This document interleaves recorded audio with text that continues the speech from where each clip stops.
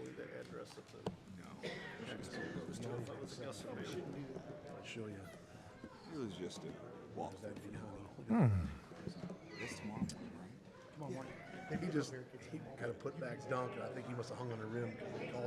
They called something, I don't know what it was, but he is, I mean, Rickman's 6'6". This dude is Over him.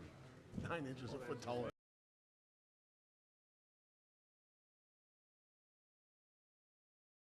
Hey. Hey. How'd we do? We won. Mr. Briggs. Hey. That's good. Good to see you. Congratulations. Ready? Thank you. It's all about coaching. She's got it on, I think. Good to see you. Okay. Yeah,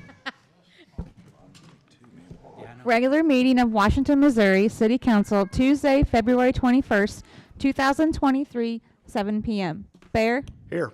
Briggs, Here. Coulter, Here. Heidrich, Here. Holtmeyer, Here. Patke, Here. Reed, Yes. Here. Wessels. Here. Please rise for the pledge.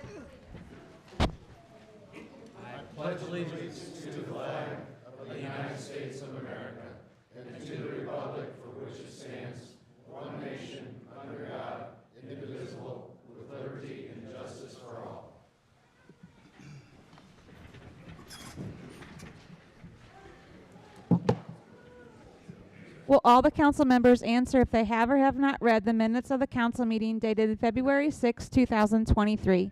Bear, Yes. Briggs, Yes. Coulter, Yes. Heidrich, Aye. Holtmeyer, Aye. Patke, Yes. Reed, Yes. Wessels. Aye. Make a motion. Motion by Holtmeyer. Second by Heidrich, pardon me. All those in favor say aye to pass the minutes. Aye. And it passes. Approval and adjustment of agenda. Need a motion again? So move. Second. Motion by Wessels, second by Heidrich to approve the agenda, or the adjustment of agenda. All those in favor say aye. Aye. By your vote, that motion passes. Go ahead. Priority items, mayor's presentations, appointments, and reappointments. Proclamation recognizing Lieutenant Joe Bolte. Joey, right? If you'll step forward, please. Have my affirmations. Let me get it right here. Okay. Mayor's proclamation, City of Washington, Missouri. Can you guys hear me back there? Okay. Yes.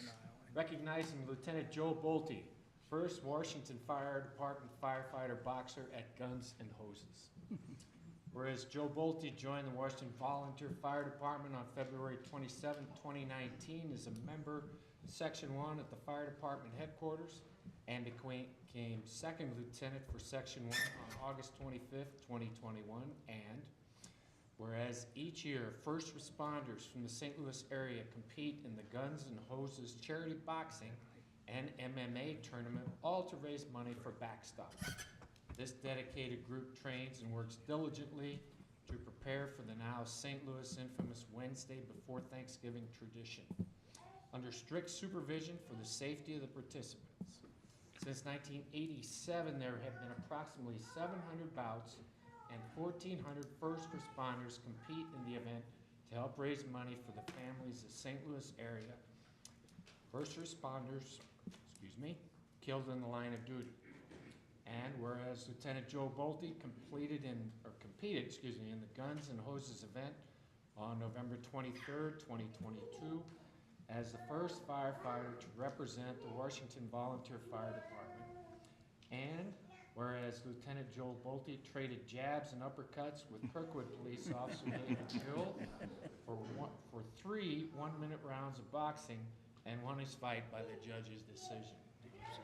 Now, therefore, I, James D. Hagedorn, by virtue and the authority vested in me as mayor of the city of Washington, and on behalf of the entire city council, hereby extend Lieutenant Joe Bolte our congratulations and extend this token of affection and admiration with which you are regarded in this city.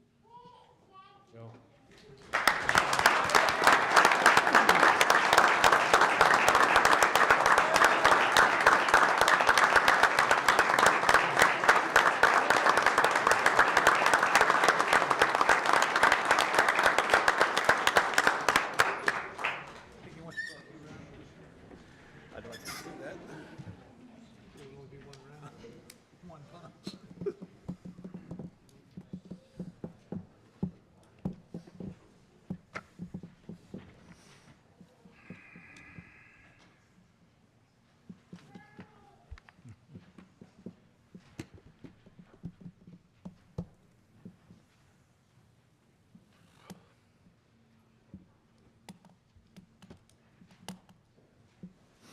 public hearings, short-term lodging moratorium.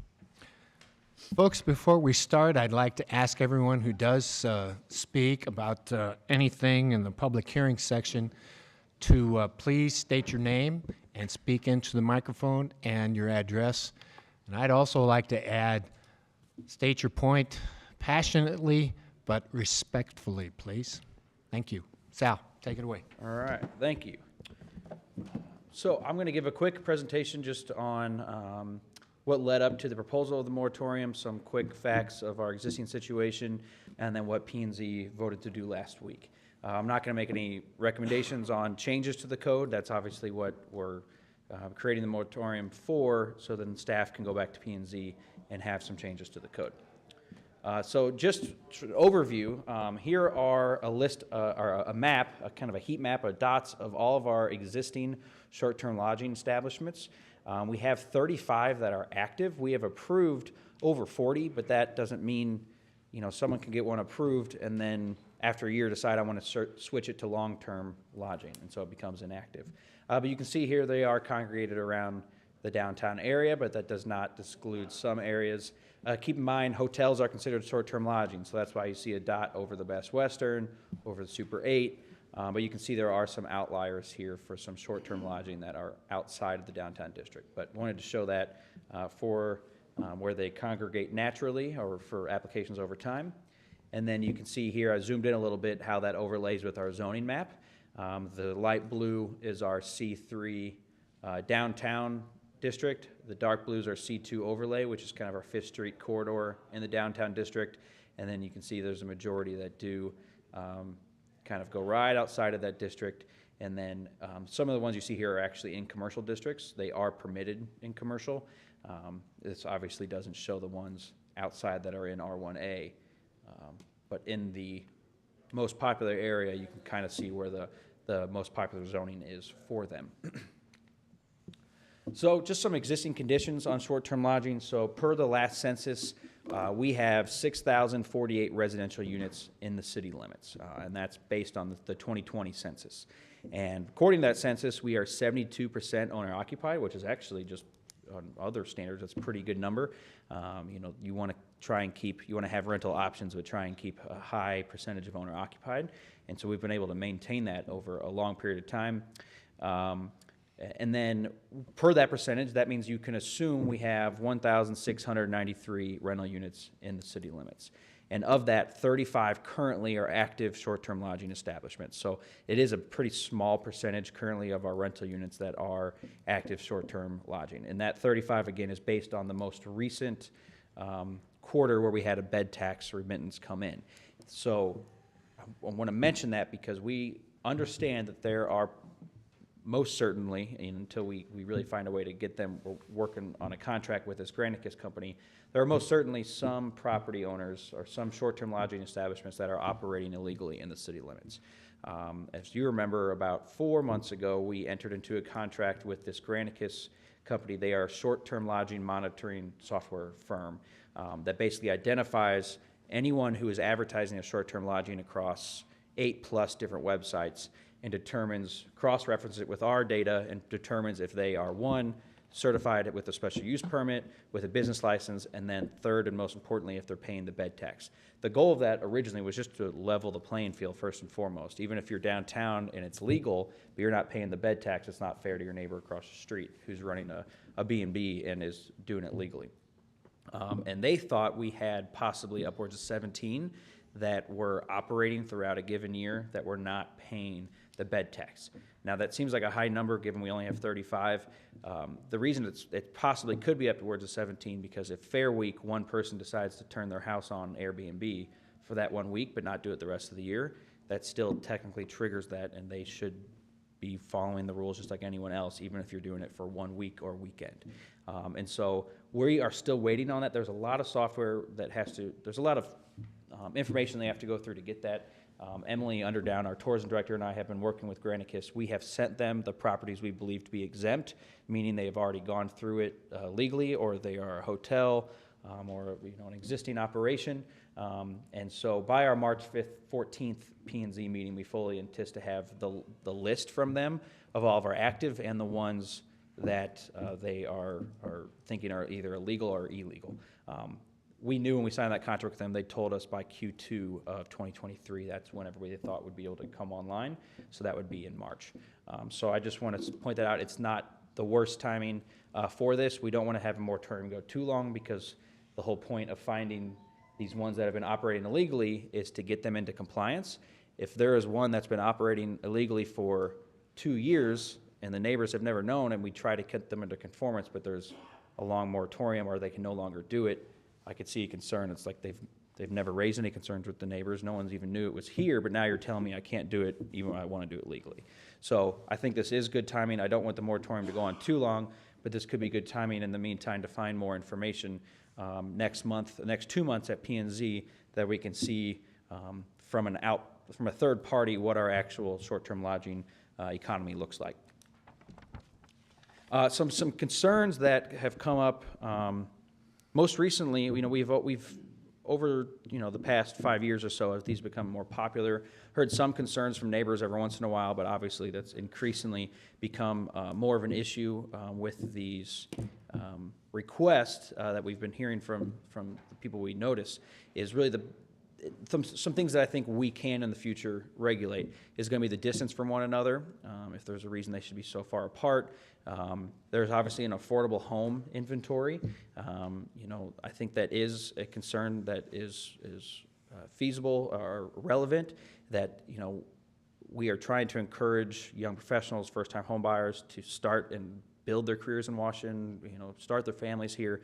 But we hear all the time, anecdotally, that there is not a housing stock, that people can't find affordable homes, and then we see it actually on paper when you see properties go for sale, and not so much in the past few months, but some of them going 30, 40 over asking price, before they really even hit the market. Distance from downtown is something we're going to look at, just if it needs to be, is there a reason why it should or shouldn't be on the south side of 100, where it's really not feasible for someone to walk downtown. And then traditional neighborhood versus historic neighborhood, that can be subjective, but we do have historic districts, and so that is a point that gets brought up often, that this isn't considered part of downtown or a historic neighborhood, or it is a historic long-term residential neighborhood. Maybe there's reasoning not to put it there. And then lastly, the current criteria for short-term lodging is really able to be met essentially in every case, and that was kind of a sticking point that I made at P&Z last month, is that currently we have these 10 criteria for special use permits, whether it's a special use permit for a car lot or a special use permit for short-term lodging. There are 10 criteria that any of those applications have to meet. And right now, from city staff, from my point of view, is that it's difficult to see how any of those applications could not meet those 10 criteria. And so what we would rather see as city staff is to be able to make a more informed recommendation on if something is appropriate for an area based on a more non-subjective or objective code, that we can actually say, nope, according to what we saw over the last few months, now the code says this is inappropriate on this lot because of this reason, and I can make a recommendation before hearing from the neighborhood. We don't talk to the neighbors before we write a staff report. We do it strictly based on the existing conditions, proposed conditions, and how the code is written. So last week,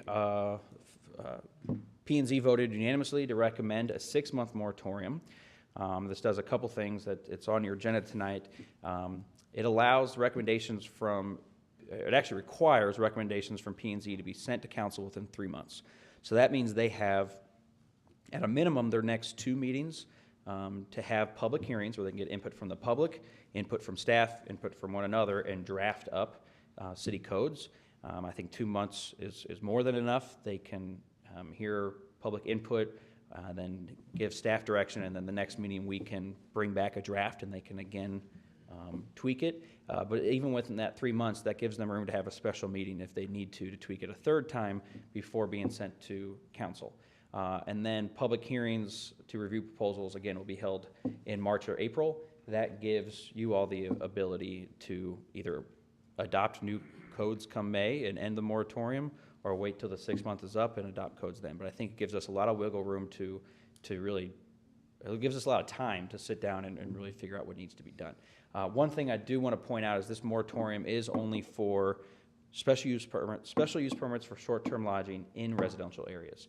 So currently, if someone buys a property in the C3 downtown district and they want to turn it into an Airbnb, short-term lodging, they can still do so under this moratorium. It's only if you are in a residentially zoned district that requires a special use permit. So I wanted to clear up any confusion there. So with that being said, I think staff and P&Z recommend approval of the moratorium tonight, and I'd be happy to answer any questions.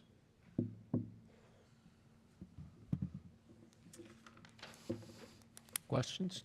Nope. Thank you, Sal.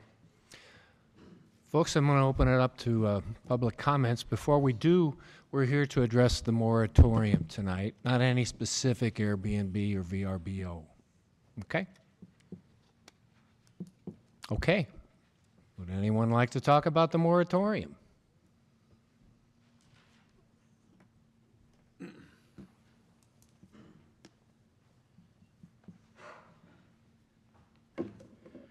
My name is Mike McFatrich. I live at 1514 First Parkway here in Washington, Missouri. I would like to speak in favor of the moratorium.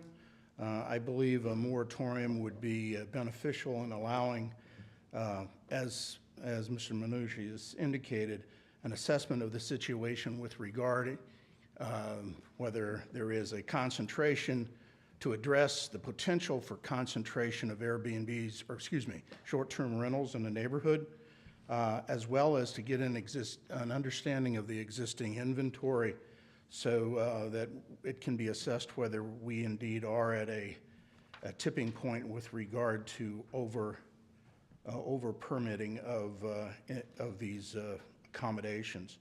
I think the Economic Policy Institute, which is a research policy organization that focuses on economics, has indicated that short-term rentals, their costs outweigh their benefits. I think we've already spoken to the issue with regarding housing inventory and the impact on property values. Yes, they do increase value, but that can be a false flag with regard to the actual value of the property. I think it's also been indicated that in terms of making tourist trips to a specific location, the addition of more STR, short-term rentals, does not necessarily increase the opportunity for tourism. In fact, in a survey done, there's only 2 to 4% of those people surveyed by the Economic Policy Institute indicated that a short-term rental and the availability influences their decision to visit an area. I think that the other aspect with regard to short-term rentals is a shift in tax payments from reliable sources like hotels and motels to unreliable sources such as these STRs. It was mentioned that the current 10-point elements of the ordinance is pretty cut and dried, and it has been presented before council that the opportunity to deny a permit with regard to those 10 points really is limited. But I believe that if you look at the preamble to those 10 points, as well as point 1, they are open for interpretation with regard to quality of the neighborhood and neighborhood welfare. In other words, how neighbors perceive their neighborhood, how neighbors perceive the area in which they live, and their perception of their safety and welfare, although qualitative, can impact and should impact a decision, because that's why you're here, to make that decision. So I think the moratorium would allow us the opportunity to assess the situation. I'm not opposed to short-term rentals. I think it's a great opportunity for Washington, but I do think it needs, we are at a point where an assessment should be made so that a better understanding of what the ordinance can and cannot do, particularly with regard to concentration of these rentals, as well as the overall number. Thank you. Thank you, Mike.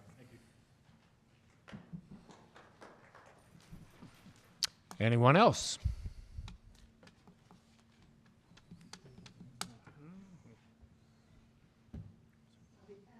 All right, Bonnie. Hi, I'm Bonnie Martin. I live at number 4 Riverview Court, and I just want to add to what Mike McFatridge just said about the preamble to the existing ordinance and the general welfare for the residents. The number 1 item in the existing ordinance, it says the compatibility of the proposal in the terms of both use and appearance with the surrounding neighborhood. So there is something in the existing ordinance because it says of both use and appearance. So while it is subjective, that language right there indicates that the surrounding neighborhood in what we have today should be considered. But I also am in favor of a moratorium so we could enact some better rules, some more concrete rules about where these things should be, about in what distance from one another, so we can make sure that there are homes available to people who want to live here. All of the things that Mike said, all of the things that Mr. Maniaci said. So I just want to go on record and say I'm in favor of a moratorium and that we should not ignore the first rule in that list of 10 things. Thank you. Thank you.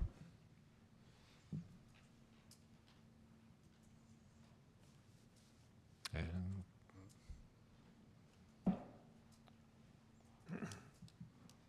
My name is Greg Curran, and I live at 2 Riverview Court. And I think another factor that would be helpful as far as clearing the whole thing is there's a big difference between an owner-occupied short-term rental and an owner unoccupied short-term rental. And I think that's gotten at the heart of some of our personal issues have been. So I think maybe a little clarification on that point would be a little helpful too in the coming moratorium. okay, thanks, Greg.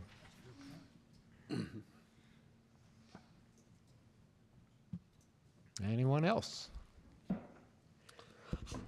Tyann Marsink, 680 Scenic View Drive, Union, so I'm just outside Washington. Owner-operator of Missouri House Vacation Rentals Property Management Company. We manage 2 properties here in town, or 3 properties actually, and others in the area as well. So earlier today I emailed you all a few court cases stating residential versus commercial activity. I know that's one of the things that people debate too is short-term rental lodging, residential or commercial activity. And so that list of court cases does set a precedence in Missouri as well as other states that it is residential activity. There's nothing magic that happens between night 29 and night 30. There's also many many comments. I know there's lots of feelings. And we also have the responsibility to look at the data as well. And Mr. Maniaci put a lot of data up there on the board about the town, and it very much follows the county data that I had sent to you last week as well. Long-term rentals taking up over 20% of housing. One interesting fact on the data I had sent you was that the vacant housing was 8% in the county.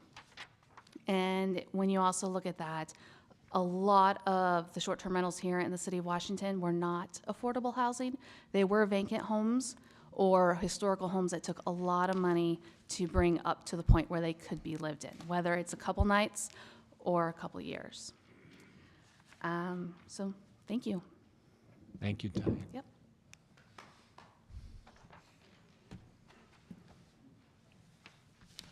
Anyone else?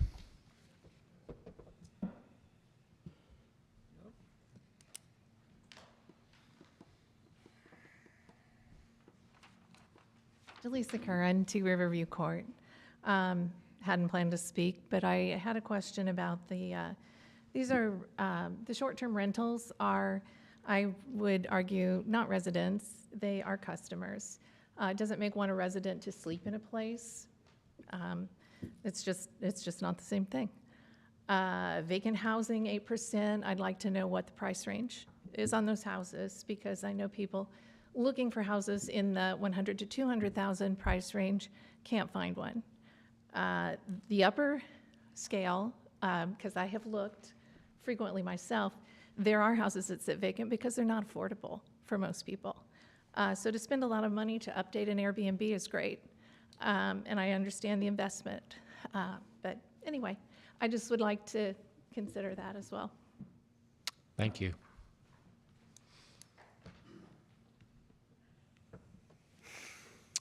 Anyone else? Council, anything? I'll say something. Go ahead. Hey, just something to consider is, again, I State said your this. name, please. Oh, my name is Nat Hammond. I live at 680 Scenic View Drive in Union, Missouri. And one thing to consider is these short-term rentals actually do provide lodging that's unique and not like the same things like hotels and motels. Some people want that family experience like they're at home, but in a neighborhood with people that they feel safe around. And they can enjoy things like family dinners and game night with their kids, especially if they're people that are also related to others in the area, like people's aunts and uncles, grandfathers, sisters, brothers that visit the area. They need a place to stay, and it might be easier, and probably even there's also health benefits to it because they're not involved with some of the germs that pass between people at larger facilities. But they had that quiet, safe space where they can enjoy and build bonds. The other thing is that short-term rentals also provide, employment for a lot of the people in the area and people that earn a living like myself. And despite what the previous lady just said, there is no difference between what those people do in those houses on 3 nights versus 3 years. So I have to emphasize that, but thank you. Thank you.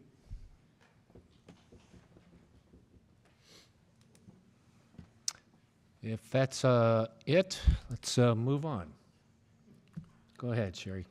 Need a motion to accept the. So moved. Second. Motion by Albert, second by Patke, to move it on. All those in favor, say aye. Aye. By your vote, it's accepted into the minutes. An ordinance enacting a moratorium on development and issuance of special use permits for short-term rentals. Patke. Brought by Patke. Okay. Any other discussions? Just you guys? one quick one for Sal. Okay, you're talking about, the ordinance is talking about a 6-month, but you're saying if we get enough information prior to that, we may look at it before 6 months. Yes, so P&Z is required to send you a recommendation within 3 months, because then that also gives you 3 months to tweak the recommendation or accept it. All right, thank you.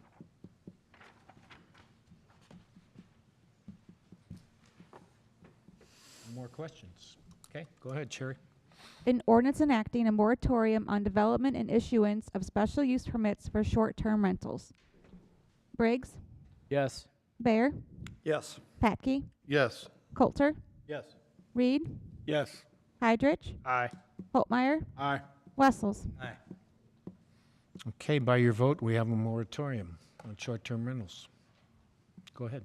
Special use permit, RV Park, 1399 West Main Street. All right, before I begin, I do want to point out we'll have to make an amendment to the ordinance if approved. The address 1399 West Main is in the wrong location. That's what we had on our county records, but in reality, we have fixed it. It's between the 1500 and 1600 blocks, so going forward, this lot will be 1550 West Main Street. So I just wanted to clarify that. All right, so before you tonight is a request for a special use permit for an RV park. This is actually a use that we added to our code back in 2019, I believe. It was not specified before, and when we amended the code at that time, we added it as a special use permit in every zoning district, just because it is such a unique use that it's going to have to be looked at on a case-by-case, no matter where it's at. And I think this is a pretty good indication of why. It's that we don't have very many agricultural zone properties, and so the fact that it just didn't go in ag or industrial, we'll have to look at it on a case-by-case basis. But this property is located on the corner of West Link and West Main, you can see here, and it's currently an undeveloped piece of property. The main portion of it is actually open field, but it does have some vegetation. It has access to the creek here on the west side. It is also buffered on the east side by our Miller Post Nature Reserve. Actually, our hiking trail has an access point to West Main Street in it. There's a 30-foot piece of property that separates the properties to the east and the subject property, which you'll see on the site plan they are proposing to utilize as well. You can see here, as for the proposed zoning, it is zoned agricultural. This property was subdivided off. Whenever the Miller Post property was donated to the city for a nature reserve, they broke this off for this exact reason, I guess, for the potential for additional development, possibly even industrial development, given its junction to Westlink Drive and the industrial zoning. So you can see here to the north there is industrial zoning, northwest, and then as you get to the south, this is ag still, which is our nature reserve, which is deed restricted to not be developed and will remain so. And then to the east, you can see there is R1A single family residential on Carmel Lane. These gold here still, it's single family attached, that those three could be built as duplexes if proposed, but that's the only reason you see that difference in zoning there. As for the site plan, you can see here they have 38 units here with a one-way in. These are full access points on Westlink and West Main, but you can see here it narrows down to 20 feet here as it wraps around. This did get brought to our site plan to review with our fire department present, and they did review and approve this plan, given that there is no parking on this section of this, and I'll show you in a second that the turn radiuses are met by our fire truck, that this meets the fire code as well. You can see they do have some parking stalls here. For that, they have the bathhouse, dog park, and then there's a shed, maintenance shed here as well. As the typical lot layout, you can see here, this is the typical lot of each one of the pads. They have the access point for the RV, a concrete pad, or hard surface pad. I believe they're planning concrete, but they have the ability to do concrete or pavement as long as it meets the specs. We just require it be hard surface and not gravel. And then they also have a parking area here for 2 cars, and then some recreational area here and a fire pit on each pad. There's a lot going on in here, this slide here, but it does show the proposed topo for the grading plan. You can see they do plan to utilize the area that is current cleared as much as possible. So you can see where it gets a little bit dense with those lines. That's the proposed grading to get this area as flat as possible. For that, there obviously still will be a little slope, but you can see the grading here and here specifically is what's proposed. And then here is the utility plan, which we require to be reviewed at site plan as well with water and sewer present, given that each pad is proposed to have connections for water, sewer, and electricity. You can see they have 2 access points with existing lines on West Main as well as Westlink Drive. These will essentially serve as private sewer laterals. So just like when we have a line come off of a house and connect to a house, that's their responsibility. This will not be a public water or sewer line. It's just an internal lateral that runs through the length of the property, and there was no concern that it couldn't be handled with the existing water and sewer there. Those are pretty large size pipes, given it runs to our industrial park. Here is one of the turning radius plans that they propose, as well as fire hydrant map to show that they have adequate fire access. That was one thing that got brought up at site plan and at P&Z, but you can see here, this one here, they have a fire truck. This is actually, BFA did this with them and used the AutoCAD of the Washington fire truck to show that it actually does, our current truck that we have does meet these turning radii. And then these red boxes here are possible locations for a dumpster. That was not shown on here, but they just wanted to, we asked them at P&Z last week to show that they'd be able to place that and still meet the fire lane, which they can clearly do here in either location. That doesn't necessarily mean they're going to propose to, but they just were demonstrating that when they get to the point, they'll have adequate space for a dumpster outside of the fire lane. And then this is just a second turning radii that we got this week as well that shows that the full access on West Main is also available through here. They submitted some structure examples that was asked what type of building material they'd be using. We don't have architectural guidelines, but in a special use permit, you can require them to submit examples or actually get as specific as you want.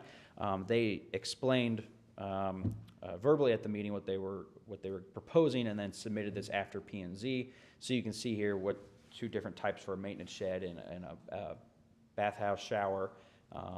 You can see here, block with the metal roof, and then same here, metal siding with some block foundation. So one thing I want to bring up, and we've been talking about this a lot lately, is when you get to a special use permit, there's obviously these 10 factors of consideration that have to be met. And so staff reviews the application, and there's a lot going on the slide here, but I was trying to fit all 10. So staff reviews the applications and reviewing, meeting these needs, these factors of consideration. So the first one, obviously, the compatibility of the proposal in terms of both use and appearance with the surrounding neighborhood. So obviously, like I showed here, you have, go back to the aerial, I'm going to be switching a lot here, but you have a variety of uses in this area. This is obviously Westlink Drive, with one of our major truck routes that goes in and out of our industrial park. It connects to Bluff Road, Vosbrink, all the way to the highway. And so this is a major trucking route. We actually have in our city code designated industrial truck routes, and Westlink and West Main are one of them. And so you can see you have heavy industrial here in this area, and then you have existing, did my thing die? I think it might have.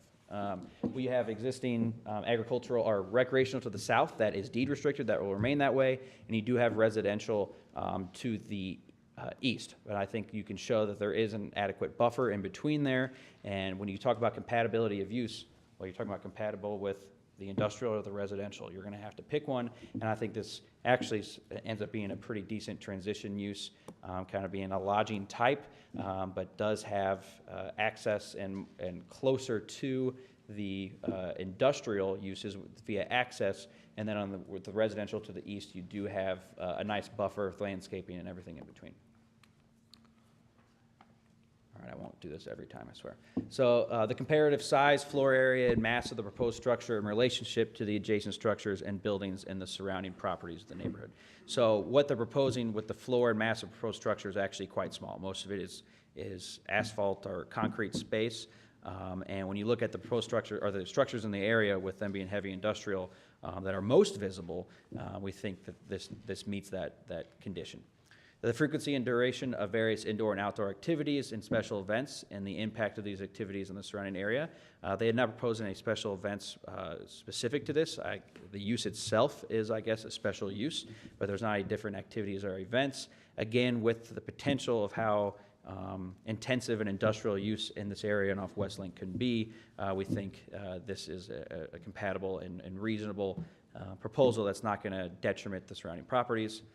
The capacity of adjacent streets to handle the increased traffic. Again, this is a designated industrial truck route. I don't think you can get more compatible with that, with increased traffic, especially when it comes to RVs and something that has large turn radii and pull behinds. That's really best case scenario without being on the highway, is they have access to industrial truck route. The added noise level created by activities associated with the proposed use. Again, we have nuisance laws in place to make sure that they meet all noise levels. I don't think that the proposed RV park is going to create any possible increased level significant to the neighborhood that couldn't be done by an industrial use. The requirements for public services where the demands of the proposed use are in excess to the individual demands of adjacent land use. So this is for police and fire protection. Is this use going to put in too much demand on our police and fire? And I think that that's an easy one to meet, that there, again, with the access to the industrial park, there's no reason to believe that our police and fire is going to have a stress on demand because of this proposed use. Whether the general appearance of the neighborhood would be adversely affected by the location of the proposed use on the parcel. Again, they're using much of the open space there. They have showed on their site plan they're trying to keep as much of the existing vegetation as possible, and having it be across the street from industrial and then buffered and below, significantly by topography, it's below the residential.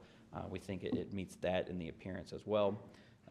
Again, if someone was coming to staff and asking for an industrial rezoning, I think that would be a feasible rezoning given the surrounding property. And so again, this is less intrusive than industrial. The impact of night lighting in terms of intensity and duration and frequency of use, they have not proposed any lighting on their plan at all. We only require lighting a parking lot after you have 30 spaces. They don't have that. And so if they do decide afterwards they want some additional lighting, we have current places in our code, sections in our code that allows us to make sure it is not a detriment to surrounding properties. There's so many foot candles and lumens that it cannot be, and it can't be directed towards the surrounding property. So we have a way to protect the integrity of the neighborhood already without that. So I think we're good there. The impact of landscaping, the proposed use, again, they're trying to utilize the existing landscaping as possible and not proposing any additional landscaping that I think will have an adverse reaction to the neighborhood.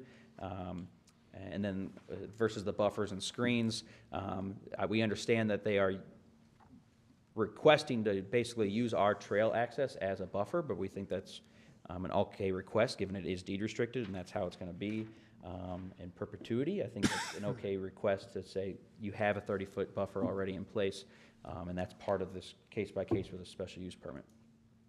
And then lastly, the impact of significant amount of hard surface areas for buildings, sidewalks, drives, parking areas, and service areas. Again, this is for mostly water, but noise transfer and all that with hard surface, heat generation. So with noise transfer and heat generation, there's not nearly enough hard surface proposed to have an issue there. That's for much larger, maybe massive parking lots, retail uses. But for water runoff, obviously there is going to be an increase in water runoff. We don't allow per code to have any detriment on the surrounding properties. They have to submit some type of plan to our engineering department to verify there won't be an increase in runoff onto neighboring properties. Luckily, they're in a pretty easy position to do that with the having access to the creek and the creek being so close to the river. They will have to retain some to make sure that it's done appropriately, but I think our engineering department's already reviewed part of it, and it seems like it'll be an easy site for them to retain.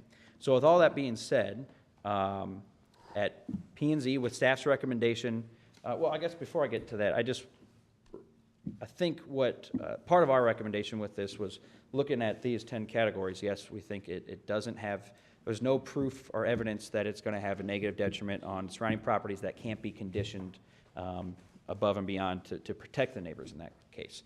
So staff recommends and agrees to that point.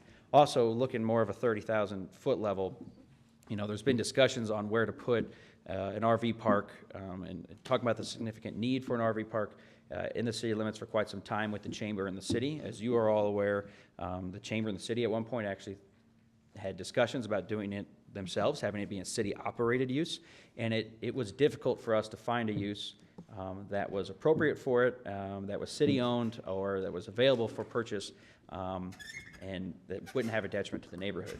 And when the applicant came to the city and the chamber, I just want to throw it out there, from our point of view, I think it would be hard to find another property in town that wouldn't be better suited for this proposed use, given it does have walkability to downtown. It is quite a walk, but it does have it. It has access to hiking trails, as recreational access to the creek, and through that hiking trail is access to our fairgrounds, our largest event space, and it is on an area that has industrial truck traffic for these larger vehicles.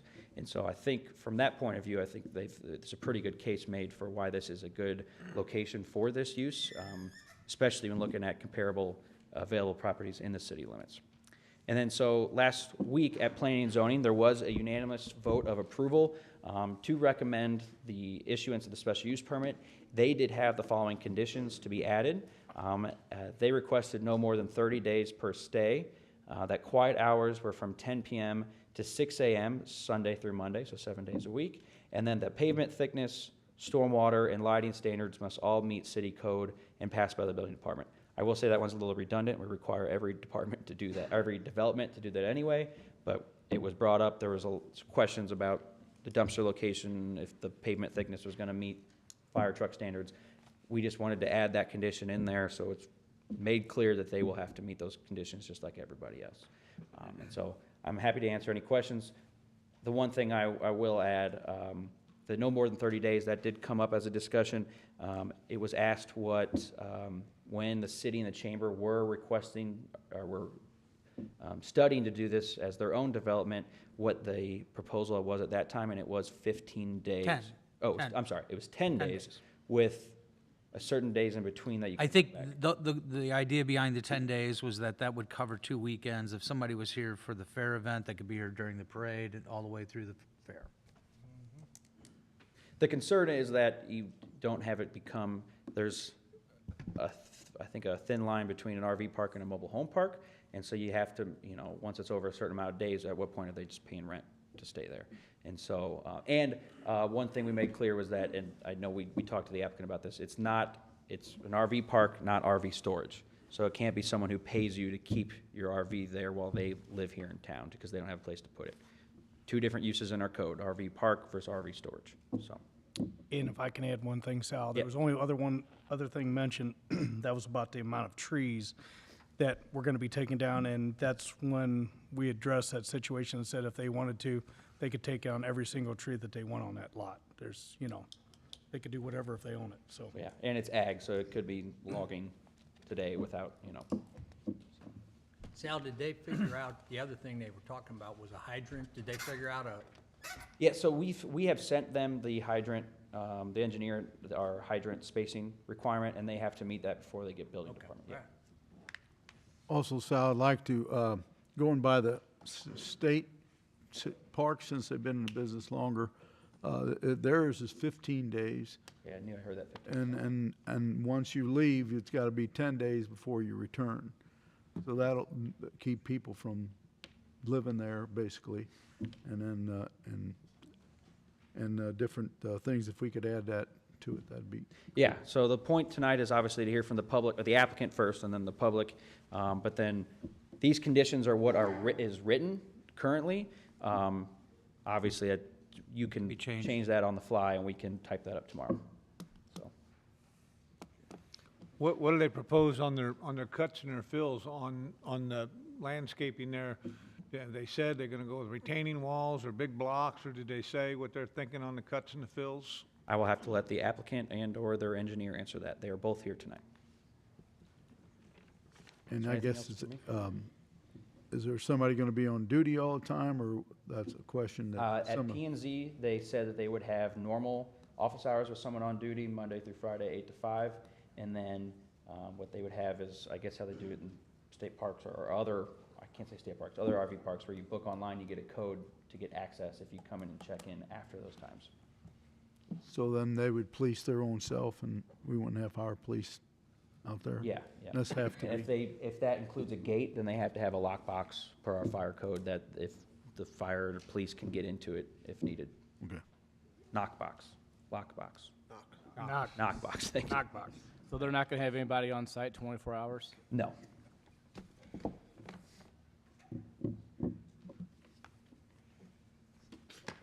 I don't think, when the city and the chamber were planning it, we were not proposing to have that either, 24 hours. There's a system that they did their homework on at another RV park that had a code system that you could check into, so pay online. Anything else for me? I can turn it over to the applicant. Okay. All right. Thanks, Sal. Greg?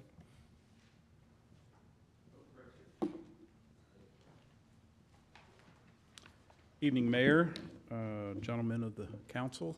My name's Rick Rolfing. I'm an engineer with BFA here in town at 103 Elm Street.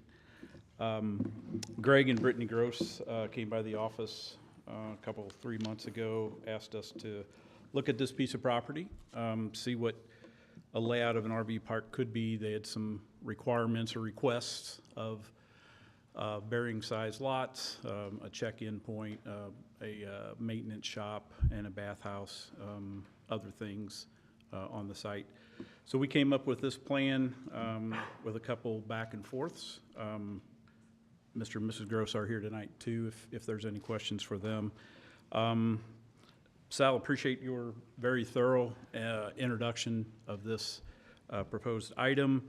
A couple things I do want to mention. Initially, Sal said 35 lots, and then he said there's 38. I believe 35 was correct. And we may lose one lot depending on our trash dumpsters.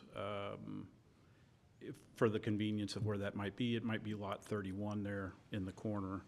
A couple other things I wanted to address that were brought up, maybe to answer your questions and or spar other questions, and then try to answer those. From our standpoint, the site is ideal. Sal mentioned the heavy-duty roads and the industrial park, the location, the setting, but it also has the infrastructure of water, sanitary sewer, electric right at the site, so there wouldn't be any extensions for it. We do have the walking trail we were asked to tie to it, so we are tying to it. We accommodate the fire trucks. With regards to lighting, we have not shown any lighting. Obviously, we will propose some lighting once we get further into this design. It won't be intense lighting, obviously. It's not going to be a commercial parking lot or anything like that, but I'm envisioning some lower level or smaller light poles, more for pedestrians, you know, say they're going to go to the bathhouse in the evening, or if there's vending machines up there or something like that. So we will be proposing lighting. With the location of the lots, though, within the property, I see no way that we're going to even touch the city's foot candle thresholds for property limits or lighting. So we should be well within that, and whenever that is developed, we'll share that with staff, obviously, for approval. There was a question of retaining wall and slopes, the grading. Right now, the plan is, the way it's been drawn up, is we do not have any retaining walls on the site. We do have some 2-to-1 slopes, so we'll have to get some reinforcement in those slopes. They're not uncommon. A 3-to-1 slope is what all the other slopes you see on the site, and those are easily mowed and maintained. A 2-to-1 slope would be the slope like behind the maintenance shop, and we're thinking more like a crown vetch or some kind of a thicker, dense vegetation there that wouldn't be mowed every single week or things like that. As far as the conditions that were brought up at the P&Z, I believe we are comfortable. We're fine with those 3 conditions of the 30-day, the 10 to 6, and obviously we're going to meet your pavement, lighting, and the other criteria that's required by your codes. So those were the few things I wanted to bring up, answer some of the questions maybe, or if there are any other questions. And again, Greg and Brittany are here this evening as well. Do you see any problem with the traffic at certain times of the factory letting out with coming in and out of the park? I don't, just because it, maybe on a fair weekend, Joe, you know, I can see maybe people trying to get in, you know, right at that time, but it's not like you're going to have a rush hour into an RV park. You know, I think they're going to come and go. Is there certain check-in hours times or check-out times? I would say during busier times like that, if people are calling ahead, and I think you know you're seeing a heavier time, there would be personnel out there, and maybe even you try to stagger them. I'm not sure the operations. I'm not fluid in operating an RV park, but I would think that if we know that 20 RVs are coming in a 2-hour slot, I think that we're going to want personnel out there, and I think Greg and Brittany would see to that to have people try to usher them in an orderly fashion. And that is one design element with the 2 access points, and then we also have the check-in. Is we do have so that we get the RVs off of the 2 side streets, so West Link and West Main Street.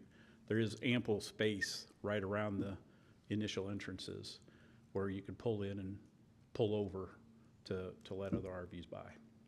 That was something we put in so that you're not backing up traffic if you did have a run of 4 people at the same time.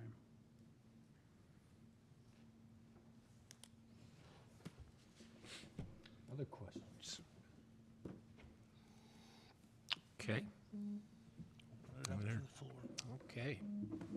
Thank you. Thank you. Okay. Would anyone like to comment on the proposed RV? Please. Hi, Wally.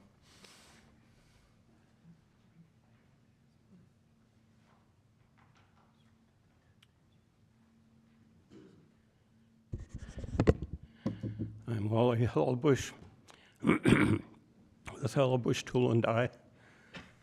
I also live on the 4th Ward, very close to this. Not that that has anything to do with it, but I do cross that particular intersection 4 to 6 times a day for the last 50 years. And I want to tell you that between 6 and 8 o'clock in the morning, and from 4 until, from 2:30 to 4 in the afternoon, the place is a zoo. It is a terrible, in fact, that whole intersection should be reconstructed because the 18-wheelers cannot get through there. Just today, when I went down to pick up payroll, I came up in back of an 18-wheeler going up the hill on West Link. Okay, so there's another 18-wheeler from the Joyce Company that was trying to make a right-hand turn down onto West Link.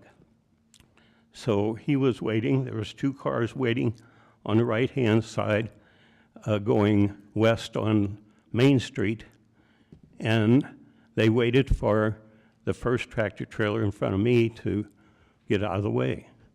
Okay, the next one could not make the turn. He would have to go into the westbound lane on Main Street and then into the northbound lane of West Link in order to make that turn. So I didn't notice at first the Joyce Company truck. So I pulled up in back of the 18-wheeler. When he made his turn, I tried to get out of the way and turn to the right. Well, there was 2 cars parked on Main Street heading west, and the third one came around and passed him and almost had a head-on collision with myself. That was just today. I've been through that intersection for 50 years, and I'm telling you, it's a zoo.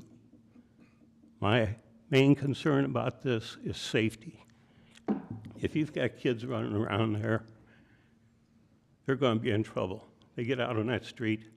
The people, when they get off the work, they are not going slow. Also, if they're going to be riding bicycles, they'll probably ride bicycle down on West Link Drive because it's nice and flat. Well, that's a 40-mile-an-hour speed limit, plus 18-wheelers. You're looking for trouble. When somebody gets hurt, or even worse, then the city will have a big problem on their hands. I just think it's a bad place for it. If you want to have a RV park, why don't you go over to the airport? You got plenty of land over there. They can ride their bicycles out on the Katy Trail, and the kids can run around and not be on the main highway, not in the middle of the streets of the city. I know you guys have been trying to put an RV park in this town for years. Nobody wants it, so what do? They move it out to the west end of town. I know we're in Ward 4, but does that mean that we're 4th-degree personnel that live out there? It's just not the right place, most of all because of safety. Thank you. Thank you, Wally.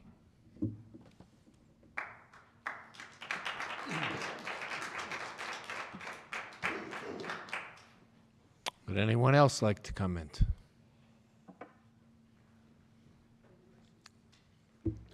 Harvey Mendez, 221 Fair Street. So my question is the city gonna make any revenue money off of this RV park? Like, are they gonna put a tourism tax on there? Kind of like what the Airbnbs that we do in town already? That's my question.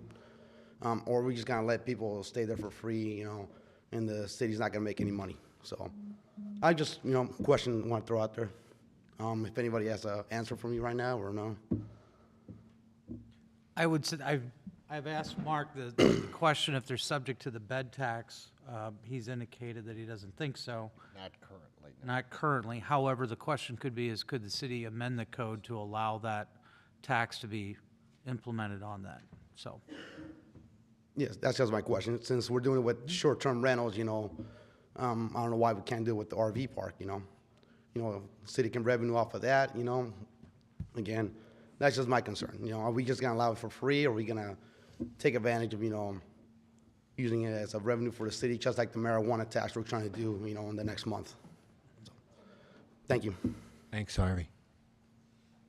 Well, Dan, correct me if they're gonna pay property taxes. oh yeah, Gonna I mean, pay- you got property tax that you're gonna pay. If Right. you improve it, obviously that rate's gonna go up. I mean, if it's a gas station, the city doesn't make any money on that either. Well, we do. I mean, we get the taxes, Well, as far as real estate tax. We're gonna get tax money. Versus undeveloped property. Right. That difference. You'd have a sales tax, but you wouldn't have a sales tax on rental. Yes, sir. I'm Kevin Klein. I live at 105 Carmel Lane, so we back right up against it. Start off, when we bought the property, I knew that was zoned agricultural. I didn't know about the special use permit rate ordinance. So that was part of our decision of buying there. Other issue, and this was just brought up with the traffic issue. Driving here tonight, we pulled out of Carmel Lane, turned right on Main Street to come here. I was driving up the hill, car comes along behind me at least at 60 miles an hour, passes me going down Main Street. And it was really a bad situation, let alone all the traffic at the busy times.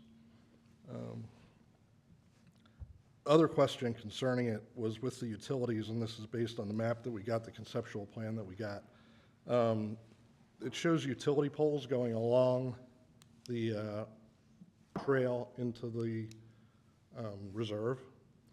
And I'm concerned that when you put utility poles in, you got lines running and you got to cut the trees down in order to do that. The buffer that Sal talks about is that 30 feet. A lot of that is trees on the one side, which is really important for blocking out the future lights, which I'm also concerned about. My one other concern is each one of those pads has a fire pit on it. So there's 35 fire pits, 35 fires, wind blowing out of the west normally, right over our house. I like fires, but not that much. I think those are the main things. The last one was the concern, and I don't wish any business bad, but if this doesn't work, how does it revert back to agricultural and make sure that it doesn't turn into a trailer park and not an RV park? If there's an answer to that. Thank you. Thank you.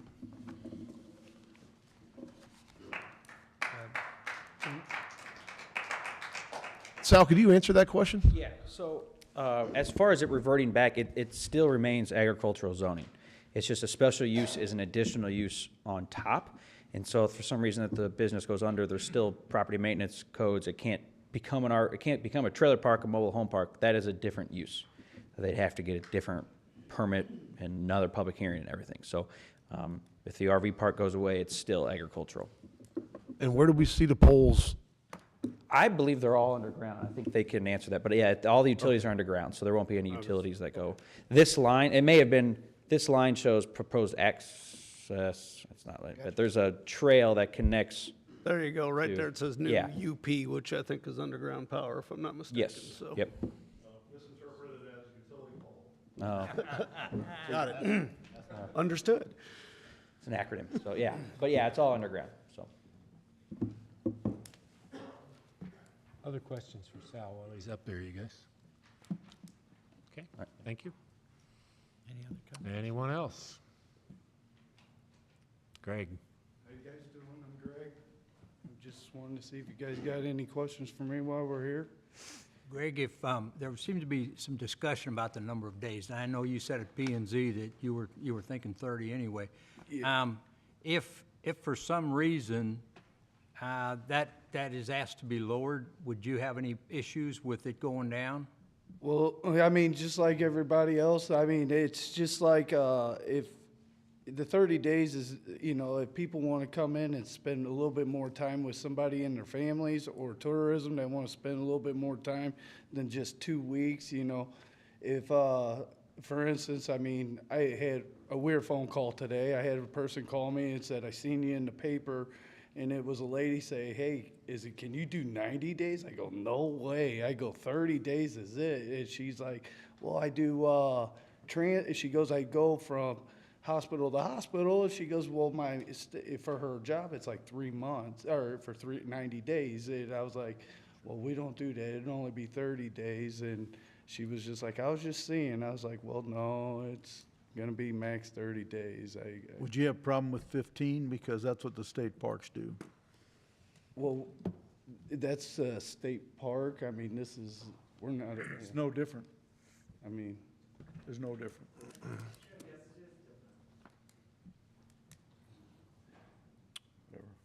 I prefer the 30 days if I can.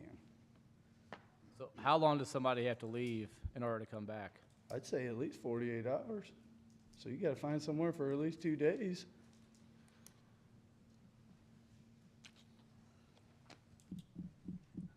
So if somebody's only gonna be there from 8 to 5, who's gonna take care of the park from 5 till 8 in the morning? Well, What if somebody has a fire that gets out of control? Who are they gonna call? Well, I mean, I still haven't planned that far ahead. We're still in planning part right now too. I mean, there's still a few things that I gotta still plan myself to do. I mean, I just don't know all the answers at the second. That's my biggest concern. There will be somebody there. I mean, I just can't say who it's gonna be and when, you know, right at this moment. And far as the fires, I mean, you guys, I mean, we ain't putting bonfire pits out there. It's gonna be probably a little bitty ring, enough to throw a couple logs in to roast a couple marshmallows or a hot dog or something like that. It ain't like whatever, you know, it ain't gonna be some bonfire. I ain't gonna allow that. I mean, I'm gonna put in little bitty rings, just enough to, you know, you go to the gas station, buy little logs and, you know, just stuff like that. It ain't, I don't want it to be too big and out of control. Small.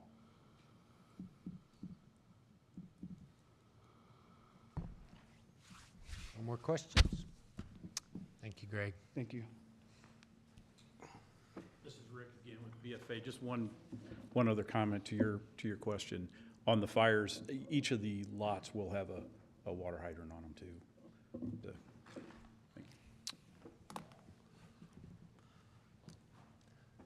Other comments? Yes, ma'am. Nancy Walkenhorst, number 2 Laura Lane. And I wasn't really planning on talking, but I do want to support what Butch had to say, because I've lived there for 45 years.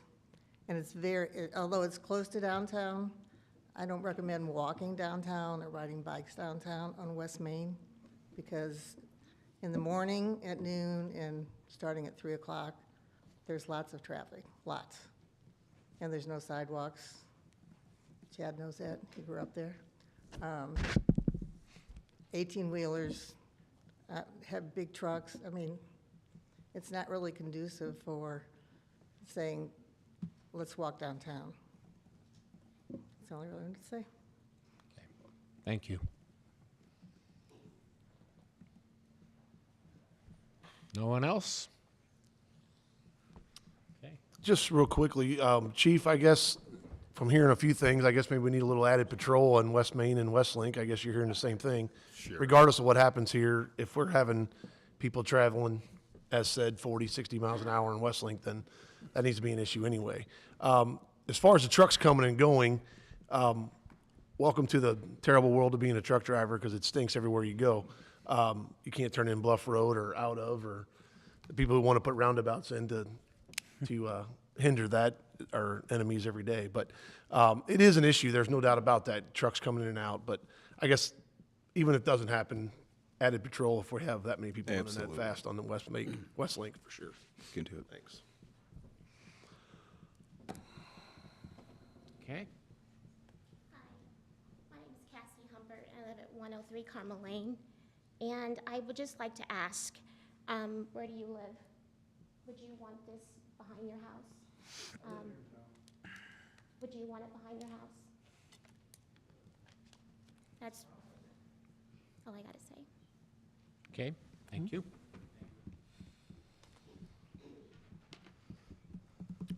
Okay, if that's all, I'll accept the motion. Before we make a motion, Mayor, now, I sit on P and Z, so I voted for this, but a resident brought some things forward to me and some questions, and I feel like it's my due diligence to them to bring it forward.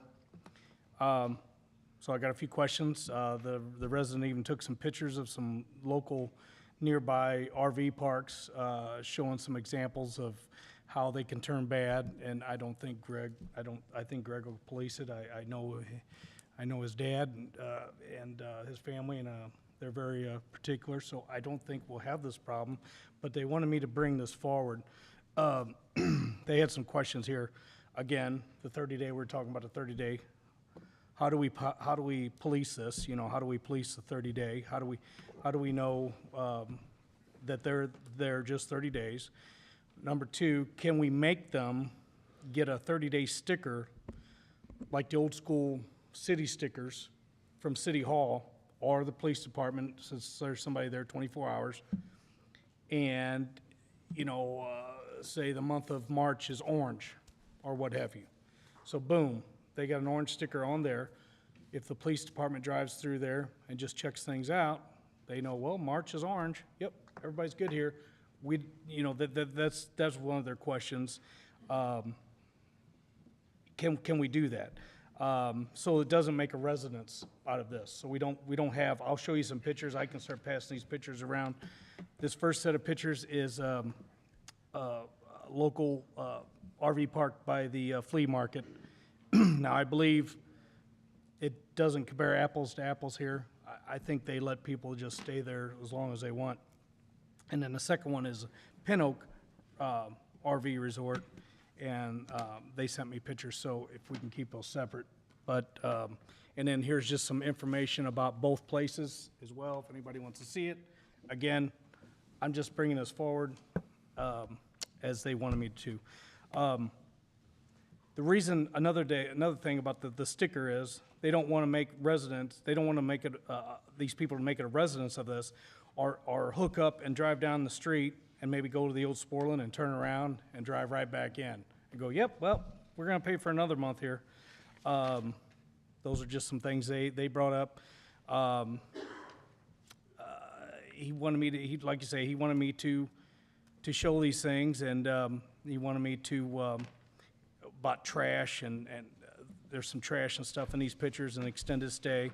Thoughts on a 30-day sticker. He was thinking, we brought up, the gentleman brought up, Harvey brought up revenue. 30-day sticker, $1 a day, $30 for a sticker for March or what have you. And again, his main question, again, was enforcement. How are we going to enforce that this doesn't turn into a long stay? So just, I stood up and I'll let the applicant rebut that, and maybe Mark can add a little bit, but we have a lot of special use permits currently that have been conditionalized. Just that's what we have passed under conditions, and they are enforced strictly by either complaint driven or by us realizing an issue. Not to pick on any one party, but I mean, we've had special use permits that have been in violation of their special use permit conditions, and we have given them so many days to come into compliance or threatened to revoke the special use permit. And so, or I guess it was threatened to send to court. We can't revoke a special use permit, correct, Mark? I think, yes, you can't revoke, but you can ticket them $500 a day until they go to court. So I think that's how it is planned to be policed on all special use permits. You know, if it becomes an issue where something, you can see someone is setting up a home there, that it's there, and there's furniture, that same one's been on the corner every week, then that is something that we would be able to enforce, given whatever timetable you put on it. Yep. But we would recommend whatever timetable you put on, doing some distance in between, because you talked about going into Sportland and coming back. Because again, if it comes down to it, because of the special use permit conditions, we would have the ability to request that information and say, okay, no, this person was here on this day, and then they were here the next day, so. I think it's about conditionalizing it and where you feel comfortable that they know if they break the rules, we have the ability to call them on it. Unfortunately, it is just complaint driven a lot of the time, but. And this other question he has on here too, and this would go to Greg, not so much to you, Sal, but he was even asking about, have you guys thought about a dollar amount for like a 30-day stay? I haven't even he was just gotten that curious on far. that. I Right. haven't even gotten that Again, Greg, I'm just asking these questions get- because they were asked to me, So anyway, because like Pin Oak is $825 to $975 for a 30-day stay. All depends the size of the. Yeah, stuff like that, I don't know. I haven't even gotten to that point yet to think right. about that. Right, so it was just, those are questions that were brought forward, and again, I know your family, and I know you guys won't, as neighboring people, residents, these guys are particular people. I feel confident that they'll keep it policed. Are there plans to extend the sidewalk down Main Street to get to this park? So if you wanted to walk downtown? That's a great question. If you recall, the retaining wall that was reconstructed in 2018, we utilized 80/20 federal money to get that retaining wall replaced. Part of that that was incidental construction to the sidewalk that was constructed. And again, if you go back to the whole concept of connecting subdivisions to our walking facilities, that connected the Catawba Place to downtown. That then could be leveraged at a future date to get another federal grant to repave West Main and then extend the sidewalk down to the park. So that's part of the overall, to answer your question, that's part of the overall strategy. There is no plan right now on what that looks like because the need to pave West Main is not quite there. But when that happens, as with any STP federal projects, we would look at extending the sidewalk to the Miller Post Reserve. And that would be That's all. that would be regardless of whether or not the RV park was Correct. proposed there That's- because of the Miller Post Reserve. That's a general 10-year strategy, regardless of what their use is. But in the meantime, if you're gonna walk downtown, you just gotta walk on the street. Correct. Till you get to the 'Cause sidewalk. we very rarely ever construct new sidewalks. I know there's been a couple exceptions with some city facilities that we've improved, but that general strategy of connecting subdivisions, not necessarily building sidewalks in subdivisions, but connecting them to other facilities holds true at this location. And quite honestly, we would not probably be able to get federal money to pave West Main without a sidewalk component to it. When does that application happen? 4 or 5 years out, probably. So, so back to one of the questions. So can we recommend a sticker per se? I think you could propose we could ask Mark to go ahead and add an additional condition in the ordinance that basically limits the amount of time that you have in between stays. Yes, you could do that, but you could not require them to have a sticker that they've got to pay for from the city without getting voter approval. But I think that would address your concern about, or the person that you brought it up about. So Greg, I think this whole thing would move along a little bit more smoothly if we came up with some days between stays. More than 48 hours, I believe. So I think if you're willing to go, 15 days between the 30-day stays, I think this would help move things along. You okay with it? Yeah, that's fine with me. So I then don't want would nobody suggest living there. maybe we amend this to put that in there on the conditions. We have on the conditions already 30 days and 15 days between stays. And if I remember right, and maybe it wasn't, but at P and Z, 60 first came up. Right. 60 day, and that's when I think Greg said something about a 30, and. 60-day long, yeah. And also, Greg, I think it would help some of the residents you said this to me, that this is your retirement plan. Yeah. So this isn't something you're just gonna slam in and then walk away from. No. You're a young man yet, so. Yeah, I mean, I work in sewers for a living. I mean, I know how hard work is. I Right, mean, right. and I'm sticking everything I So made. I think into if it, some of so. them know that this is something that your long-range plan, that might help. Yeah, this ain't no short thing. I mean, I'm not just putting it in to flip it. This is for me to, when I can just stop doing sewers and digging ditches and go sit in a check-in office, and collect, Right. Sounds like a plan. I still think we should do the 15 days instead of 30. 15-day total stay. 15 days total stay, 15 days to come back. I think Wessel said 30 days stay, 15 days in between, right? Yeah. So we have okay. And Mark, I just want to say to the pictures at Pin Oak, I know for a fact people do live there. There's some 2 and 3 year absolutely. people there. At So the Pin Oak as pictures. well?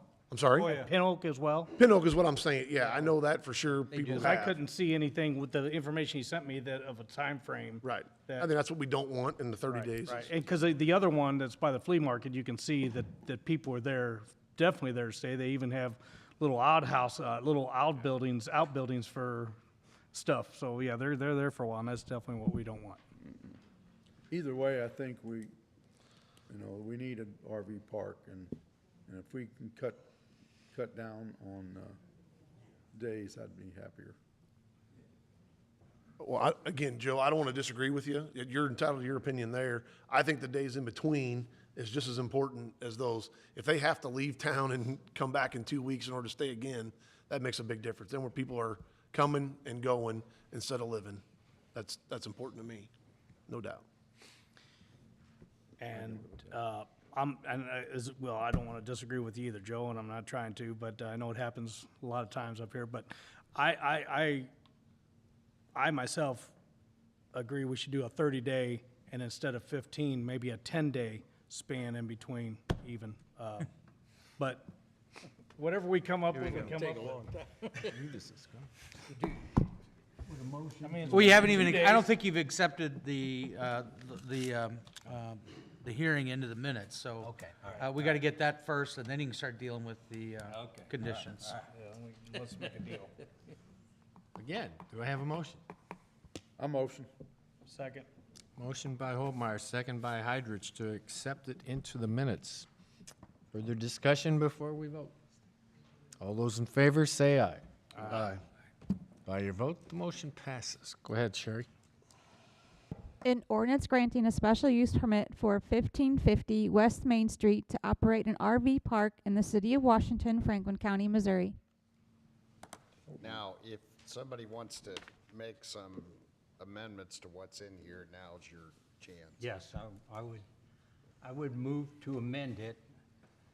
And in section 1, in your ordinance, in section 1, under item 2, where it says, "No visitor RV shall stay longer than 30 days," and I would add to that, and there has to be a 15-day interim between stays.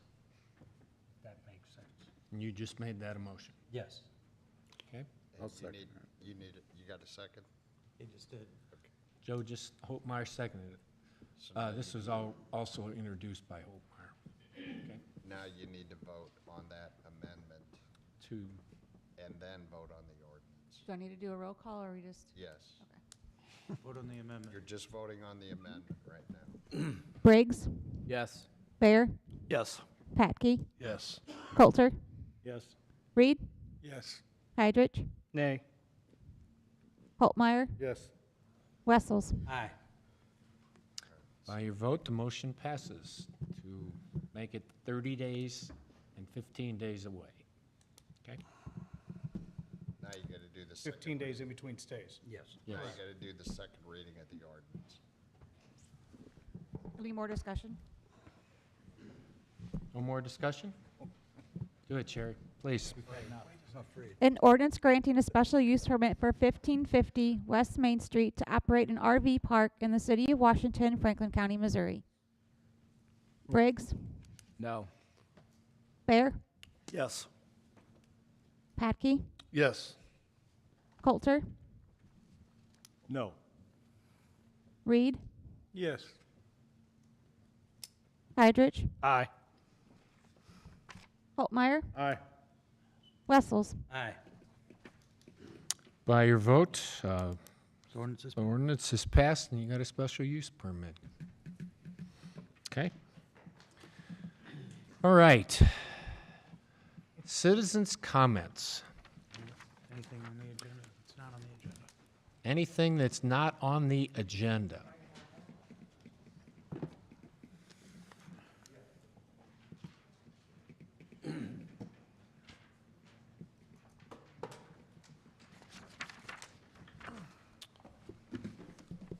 Mr. Mayor, Council, my name is Dion Johanny. I live at 134 Ladera Lane, Washington, Missouri. My family moved here when I was 7 years old. Bought the Davis Paint Store. First place in town to have the hula hoop. Now that's not extremely relevant. In fact, it is not relevant at all. And I may be out of line, and if so, I apologize for that.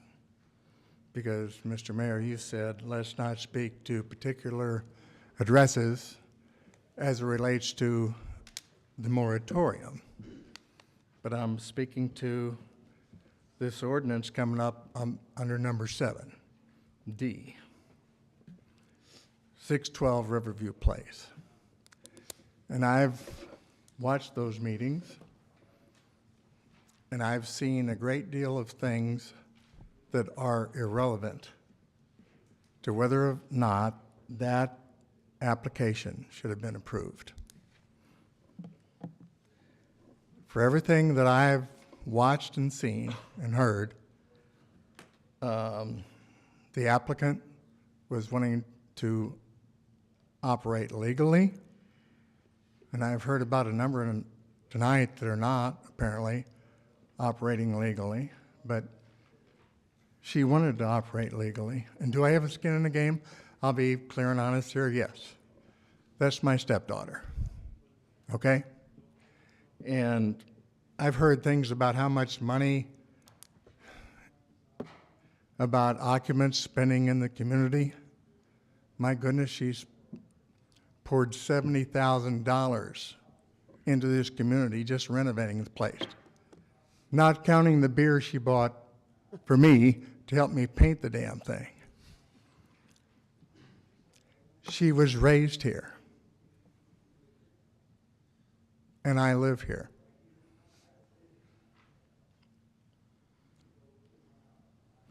Okay, I was going to Texas for a while, but I've been back here for 16 years. And I love this community. She wanted to operate legally. She followed the rules. She agreed to regulate it in the future. And somehow, it was denied, in spite of the fact several members of this council expressed they really didn't think that was right. And I really kind of thought it was all over, and out of respect for y'all, I've been quiet. I've been totally quiet. But now I see it's actually and I don't know all the rules about this, but now there's going to be an ordinance denying that. Initially, I thought it was just a denial of an application, which perhaps is the same thing. But if there is any opportunity for you to reconsider, I would ask you to do so, because I cannot see, and apparently some of the members of this council could not see, a reason for that application to be denied. So I respectfully ask you to reconsider that. Thank you. Okay, Deanne, thank you. Guys, we can't, the public hearing for that specific thing was last time. And I get it, Deanne. But what we're going to vote on is down in 7D, and when we get there, we'll explain that further. So, other citizens' comments? Okay. Report of department heads, 2023-2024 MoDOT traffic safety grants. Good evening, council. This is, as you might note in my letter in your packets, this is our annual application through MoDOT for our traffic safety grants. We've been doing this for several years. So my request is for your approval to apply for these grants. It's actually for the 2023-2024 budget year. Motion to approve. Second. Motion by Patke, second by Hydrich. Any discussion? All those in favor say aye. Aye. By your motion, that's approved. And I think Sherry will pass We need to around sign a that paper? form Yeah, that's, okay. yes, that you have to sign. Yeah. Thank you, guys. That's big.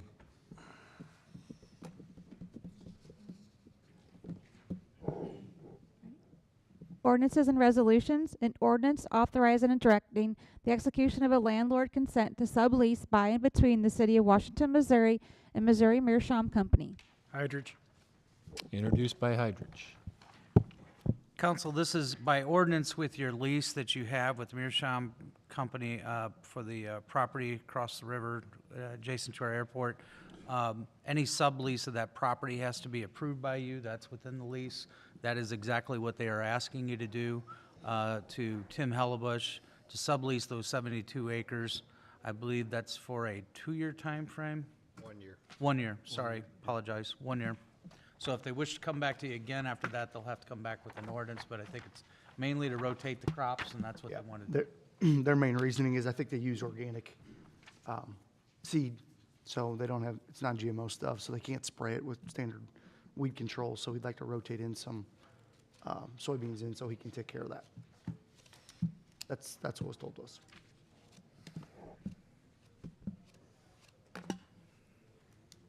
Any discussion?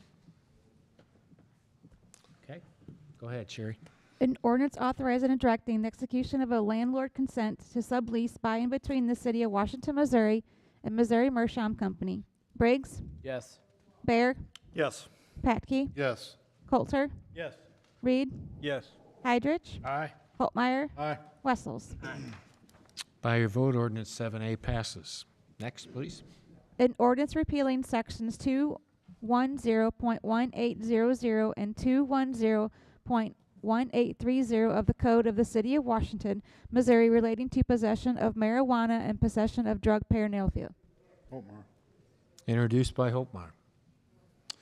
Okay, council, with the recent passage of Amendment 3, that essentially makes our ordinances no longer applicable, so we're requesting that, to amend that. Okay. Any discussion?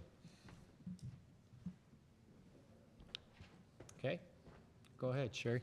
An ordinance repealing sections 210.1800 and 210.1830 of the Code of the City of Washington, Missouri relating to possession of marijuana and possession of drug paraphernalia.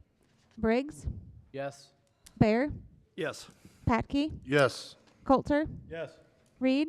Yes. Hydrich? Aye. Holtmeyer? Aye. Wessels? Aye. By your vote, the ordinance is repealed. 7C, please. An ordinance amending section 340.110 of the Code of the City of Washington, Missouri. Briggs. Brought by Briggs, please. Council, a few months back, a resident did make a request to staff to amend the current code as it relates to operating a UTV on the city streets. That was taken to the traffic committee. It was reviewed by the traffic committee. The recommendations that came out of the traffic committee was to amend the current code to allow for that, as long as the person has a handicap placard that does allow for the operation of an ATV on the city streets. They have to adhere to all the same rules and regulations that are currently in the code for UTVs currently. The recommendation of the traffic committee and staff is to amend the current ordinance. Questions? I would just want to say, good job in making that work. I think it's the right thing to do. I know people were adamant about the UTV around town, and that's fine. The ATV's not. But in this situation, it was right, and we did the right thing. So I know it took amending the ordinance rather than just allow it. So kudos to the traffic committee, I think, in making the right decision. So thank you. Traffic committee wanted to get Mr. Marquardt back at work on that thing. Right. All right. Go ahead, Sherry. An ordinance amending section 340.110 of the Code of the City of Washington, Missouri. Briggs? Yes. Bayer? Yes. Patke? Yes. Coulter? Yes. Reed? Yes. Heidrich? Aye. Holtmeyer? Aye. Wessels? Aye. All right. By your vote, the ordinance passes. An ordinance denying the issuance of a special use permit for a vacation rental by owner located at 612 Riverview Place in the city of Washington, Missouri. Introduced by Wessels. Mark, could you explain Yeah. to the world what we're doing? So this is really kind of a procedural issue. When the council votes to deny a special use permit, or as they did 2 weeks ago, didn't vote to approve one, the council is required to adopt findings of fact, excuse me, adopt findings of fact and conclusions of law. And that's what this essentially does, is adopt those findings and conclusions in support of the denial, which the council voted on 2 weeks ago. It's more, like I said, it's more of a legal procedural issue. If they don't do it tonight and the denial is appealed to the circuit court, the circuit court is just gonna order us to come back and do it all over again and adopt those findings at some point in the future. So this is just, doesn't change anything, doesn't change any votes. It's just, like I said, a procedural issue. Questions? Sherry. An ordinance denying the issuance of a special use permit for a vacation rental by owner located at 612 Riverview Place in the city of Washington, Missouri. Briggs? Yes. Bayer? Yes. Patke? No. Coulter? Yes. Reed? Yes. Heidrich? Aye. Holtmeyer? No. Wessels? No. By your vote, the ordinance is passed.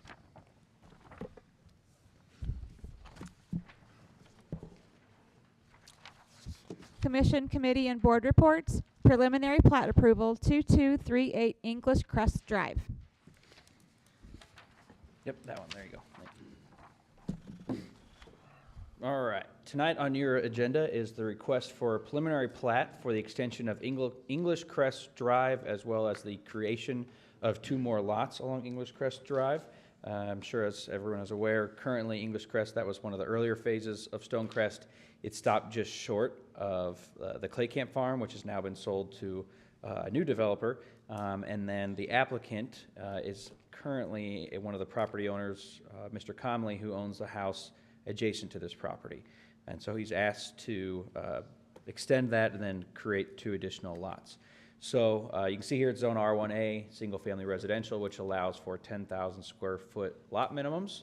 And the preliminary plat that has been submitted shows a 50-foot right-of-way, so it matches the existing. That allows for a 35-foot street in between, and it goes to the property line that would allow for connection to the west as that property gets developed. And then you can see lots 2A and 3A, both well over the 10,000 square foot minimum. So we are recommending of this approval of the preliminary plat tonight. Final plat would come later. Obviously, there's some things that we need to work out with grading and tying into the potential development to the east and the construction of that. But as far as the process goes, we need to have a preliminary plat approved first before we can get to that point. And P&Z did review this last week and voted unanimously to approve. Questions or discussions? Okay, accept the motion. I'll make a motion. Second. Motion by Hopmeyer, second by Patke, to approve the preliminary plat. All those in favor say aye. Aye. By your vote, the preliminary plat is approved. Preliminary plat approval, Stonecrest Plat 18.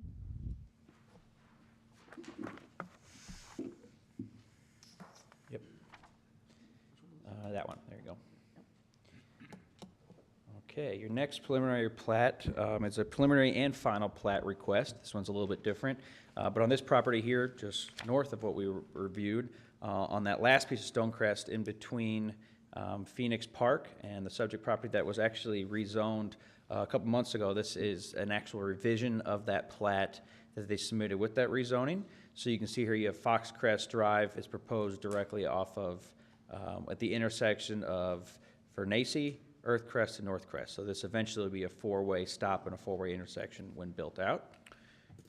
You can see here it is zoned R3 multifamily, and there's this border of R2, two-family residential.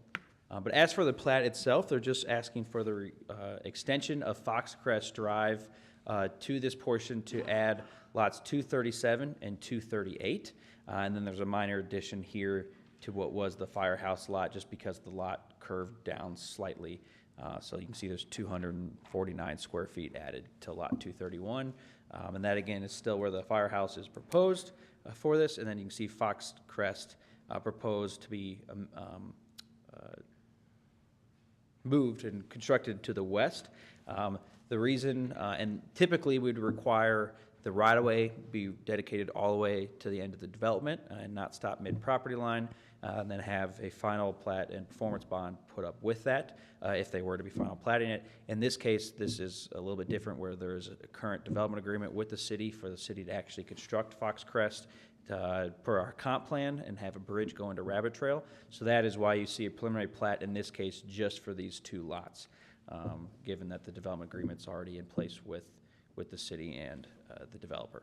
So we do recommend approval of this, and planning and zoning recommended approval of this last week as well. Are these gonna be duplexes or?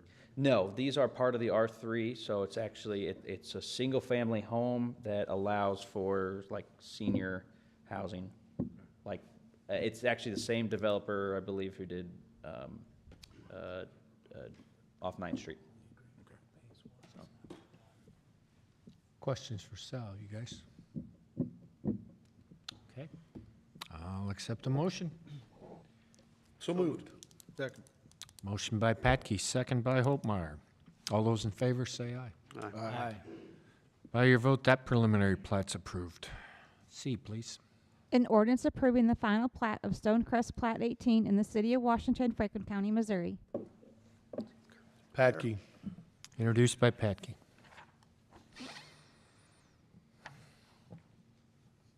This is just the final plat that follows that. Just a question, guys, real quick, and I should have asked you this earlier. Is that, do we not need a performance agreement? Because those lots are facing right away, that there is not a performance agreement in place to get that completed. Yeah, we said no because we were the ones building the road. Not yet. Yeah, we don't have that agreement yet, do we? We do not. Oh, well, it's up to you guys. I would recommend, All but been there. and I understand that, but there is nothing, because that lot, after you record, or you approve this final plat, could be taken over to Union, recorded, and those lots could be sold without that roadway being built, or any agreement in place to get it built. So. So you can postpone until you sign the plat? I would recommend you table it. Yeah, I'd so move. Second. I'm sorry, say that again? Table it. Table it. I thought we actually had some sort of agreement. We were just amending it. Nope. I heard Wessels make the motion, and who seconded? Hydrich, second. Did we have another motion on the floor before that? Good, okay. Any other discussion before we vote on this? To delay it? Okay, all those in favor, say aye. Aye. Okay, by your vote, 8C is tabled. Good catch, Darren. Yeah. Well, I apologize to these guys. I didn't say anything. We went through this in the department head meeting, but my only concern is you're like I said, you have no way, that lot could be sold after the final plat without any performance agreement, either us with the developer or them posting that themselves in the meantime. 8D, Sherry, please. Preliminary plat approval, Highland Meadows Plat 8. Should be the last one. Right there. There you go. Okay. Oop, I'll go backwards. All right, so this one's a little bit different where we'll have a performance agreement or a very small one where they can just construct the road. So this is the next phase of Highland Meadows. So Highland Meadows is the mixed-use, mostly commercial side of this portion of the development. Washington Terrace Apartments is what the grading is going on just west of here. You can see it's all zoned C2 commercial. This zoning here is not accurate. This actually is almost all R3, but the platting, since it hasn't been completed, our zoning maps have to follow parcel lines, so you can kind of ignore what that looks like over here. But this portion that we're actually platting tonight is C2 general commercial for a new commercial development. And so what is in here is a preliminary plat that does show the required right-of-way for Don Avenue all the way to the property line here. See, connecting to KJ Understall Lane, that will come off Highway 100, just like we had in the comp plan, just like that was proposed as part of Washington Terrace. When Washington Terrace Apartments were proposed, it was required to have Don Avenue as an outer road. And so now this actually gives us a preliminary plat showing that. And then the final plat that actually all they're asking for tonight is just for the plat of Lot 9. And so they'd only have to extend Don Avenue per either, I said performance bond, they'll probably just build it to specs and then they can get it recorded. That's perfectly adequate as well. Just that portion from here to the edge of Lot 9, so they can record this and sell off Lot 9 for commercial development. And so this is, again, just showing it would be Lot 9, and they'd have to extend this 70 feet right here. So. Questions? Discussion? Have we heard any word on that apartment complex? Is that still in the works, or is it still happening, or? It is, yeah, we've been meeting with them. We're still meeting with the current owners on a potential path forward. Actually have a meeting Thursday on it. It's not dead in the water or anything, it's just going through some changes, so. Money. Thank you. Okay. Accept the motion. Make a motion. Second. Motion by Holtmeyer, second by Patke to approve the plat. All those in favor say aye. Aye. Okay. E. An ordinance approving the final plat of Highland Meadows Plat 8 in the city of Washington, Franklin County, Missouri. Patke. Introduced by Patke. Further discussion? Read it, please, Sherry. An ordinance approving the final plat of Highland Meadows Plat 8 in the city of Washington, Franklin County, Missouri. Briggs? Yes. Bear? Yes. Patke? Yes. Coulter? Yes. Reed? Yes. Hydrich? Aye. Holtmeyer? Aye. Wessels? Aye. Okay. Mayor's report? Thank you. I'd like to thank everybody for coming tonight. I know it was contentious at times, but I sure appreciate you all arguing passionately and respectfully. And council, the same thing. Thank you, guys. City Administrator's report. I just have two items. The one, the 100th anniversary of City Hall is this year, for those of you that were not aware of that. We have formed a committee to go ahead and take a look at doing a celebration, but I just wanted you to get it on your calendars. It doesn't, but you know, it is. May 4th will be a celebration that day in favor of for the City Hall. We The works are, there's celebrations in the works. There's, like I said, there's a committee. We'll probably be doing tours of City Hall, et cetera. And there's a special capsule that's supposed to be over here, this cornerstone on the, that would be the northeast corner. So we're taking a look at how to get that. So we're working on that. But the biggest thing is save the date. The second item is, since we had a long executive session prior to the meeting, I didn't get, there's one quick item I have to go ahead and get approval from you tonight. So I'd ask you to entertain that. It'll be just one quick item. That's all. Council comments? There's your chance. I got a couple questions real quick. Street lights in town. If someone has a street light that's not working, blinking, whatever, do they call Ameren or they call City Hall to get something looked at? Ideally, they would call Ameren. but- Ameren takes care of all street lights, correct? Correct. There's a tag on. There's a tag. Old and new lights. Correct. Correct. But it's okay to call us too. We'll take care of it. That's okay. I told them to Ameren and they said the city's been there before looking at it, but I just wanted to make sure. Yeah, what we do is. Old and new. Yeah, I mean, we take the report, and if we need to run out and take a look at the tag and get that information, we obviously do that. But probably the most efficient way is direct. They are really responsive on those things. Okay, good. And then my next question, just for future and chief, maybe at traffic, I've had a couple people complain about Fish Street at Cedar Street when the tilted skillet in front of the Cedar Crest. Yeah. Parking on both sides of the street and to getting through traffic through is very, very tight.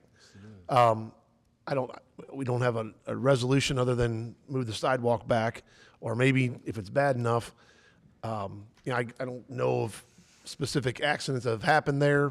I've had numerous people just say it's an accident waiting to happen because it is so tight there.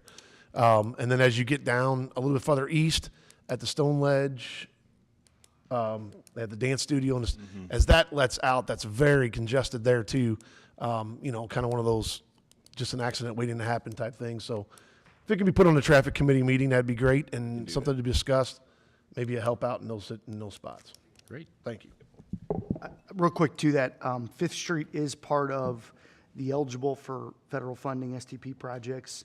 And as we, one of the strategies for application is that as you approach that 2030 transportation sales tax, we want to make sure that we get our projects lined up for that and funded. So the concept was we would start up on Fifth Street as a phased project to do the entire corridor, start at 100 and work our way west with those projects. So, when you're acquiring right-of-way, doing pretty big overhauls on concrete to widen streets and things, it is wise to leverage that local funding. So to have a solution that comes up really quickly and we can move fast, I doubt that will happen, but there is a general plan to get that taken care of. So just to give you a little background. It's on the radar. You know what they tell you over in Ward 2, don't you, Jeff? That slows people down, that crowding, that, like on Winona, that slows Traffic people down. calming. Traffic calming. Right. We put those bump outs in to slow you down, because that's what you wanted, and we took them back out. No, the cars, just the cars, because it's narrow in Winona, that's always to slow people down. How we It do? doesn't. It's on the radar, John. Thank you. That's all I How we doing on the panhandling? Anyone? The traffic committee met and discussed it. They tabled it. I think they'd like for you, for the. There should have been an council invite members to, yes. To give you an invite to the next meeting, which is going to be. You haven't gotten it? First Friday. I'll check on that. Should be March 3rd. Yes. So if you could attend that, I think there's some questions that some of the staff members have with regards to enforcement of what's being proposed. I think that was the. That was the plan, yeah. So. How about the noise ordinance? We doing anything with that? Yes. So that is, I'll be completely honest, that went to planning and zoning as a non-public hearing point of review. And then it honestly just slipped off my desk. And so I'm bringing it back next month. Same proposal that they gave recommendations on, but as a public hearing. Notice in the paper, and we'll then bring it to you afterwards. So they gave us recommendations. I'm gonna be honest, We got meters yet? Those we can get, I know. Yeah, those are readily available. We have one. In the meantime, we can get it calibrated. We got to send that off, but it's kind of cheaper just to buy a new one. Just following up. Speaking of noise ordinances, Complaint stop. You had nothing, you said. Highway 100, 47. A lot of major complaints again. Jake brakes. Damn truck drivers. Don't even start. Yeah, yeah. Want them to run the red light, or you want them to stop at it? There will be a rumble, and Sandy Lucy wants me to explain how you get a Jake brake and use it. Just go Anyway, ahead. we've been getting some complaints about that again, Chief, as well. Sergeant Grissom's already got him. He's taking care of it for me. Oh, yeah. Yep. Yes, he's addressed. It's okay to run the siren through there, though. Well, you can't run a train siren now. Let me just say this, don't shut off Jake brakes. You can put noise, but don't shut off Jake brakes, and then you have an accident, you're gonna be held liable. Don't do it. As we drive through town and the lights change, you need that to stop a truck. Yes. I agree. So let's not get carried away. But we do need to slow down the loud exhaust and everything like that as well for citizens. I think we're finished, Mr. Mayor. Great. City Attorney's report. Public vote on whether or not to hold a closed meeting to discuss personnel, legal, and real estate matters pursuant to Section 610.021 RSMO 2000. Briggs? Yes. Bear? Yes. Patke? No. Coulter? Yes. Reed? Yes. Hydrich? Aye. Holtmeyer? Aye. Wessels? I guess. Sorry,